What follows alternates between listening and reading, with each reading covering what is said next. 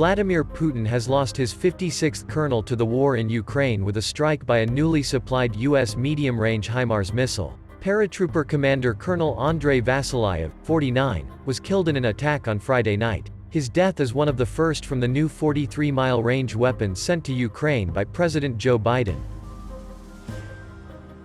Vasilyev was reportedly in an advanced command post of the Russian Army's airborne assault troops, but the location was not specified. He was commander of the 137th Guards Airborne Regiment of the 106th Guards Airborne Division, based in Ryazan. Footage shows the launch of the first HIMARS missiles in Ukraine late last week. It is unclear whether this is the strike that killed Vasilyev in the Friday attack. A separate HIMARS attack on Izum, Kharkiv region hit a Russian base, killing or wounding 40+, according to Ukraine. Russian military hold-up in a school in Izum were hit by the new missile which has a range of around 43 miles. The blast wreaked havoc at the old school site which was said to be used as a Russian command post. Smoke was seen billowing from small fires surrounding the school where windows were smashed and debris covered the floor. It was the precision-guided weapon's first hit on Russian military command position. The 55th colonel to die was Lt. Colonel Sergei Gundarov, 51, whose helicopter was seen crashing in an inferno near Volnovika in the Donbass, after being hit with a portable surface-to-air missile. His stricken Mi-35 touched the ground before cartwheeling over a narrow strip of woodland and crashing in a fireball in a field. Putin has also lost at least 11 generals. Overall Russian losses are believed to be in excess of 30,000, with some estimates of nearer to 50,000. Despite the successful HIMARS airstrike, Ukraine are currently under severe fire with fresh attacks launched on Kyiv. Russian missiles recently rained down on the capital, killing at least one person just hours after Putin rushed to a sudden late-night meeting in Kremlin. The strike on Kyiv is only one of the attacks in Ukraine as 48 cruise missiles were launched on civilian targets across the country. The neighboring eastern cities of Lysychansk and Severodonetsk faced the brunt of the attacks on Friday night, with the latter now under full Russian occupation. And rockets hit military bases, civilian infrastructure and residential neighborhoods including the northeastern village of Andriivka on Friday night. More attacks continued to rain down the city of Kharkiv as Kremlin forces carried out a new round of heavy bombardment. Ukraine's Ministry of Defense has claimed that 12 Russian generals have been killed since the invasion began in late February. Russian officials have not confirmed that number.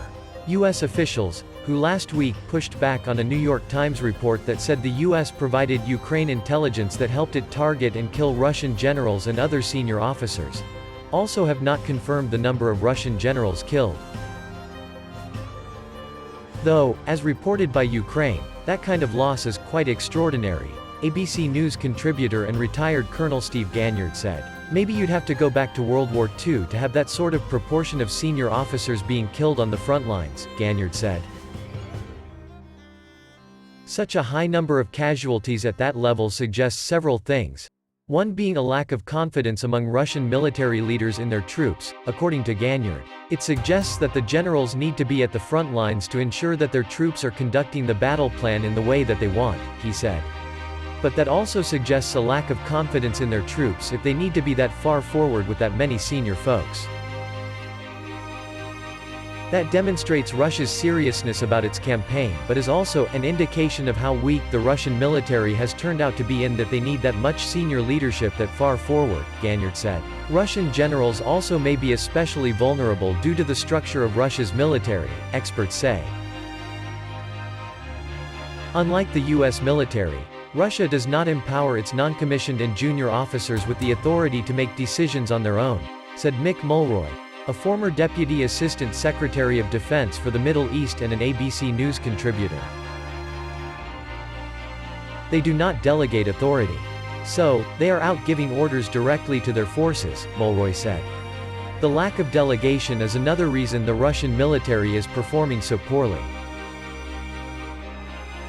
Poor morale among Russian troops may also be giving Ukraine an advantage in the war, despite Ukrainians being outnumbered by enemy troops and military equipment, Ganyard said. As soon as communication breaks down, the young folks in the Russian military don't know what to do and they know that they're just being told to do something, particularly when it's a fight where their heart isn't in it, he said.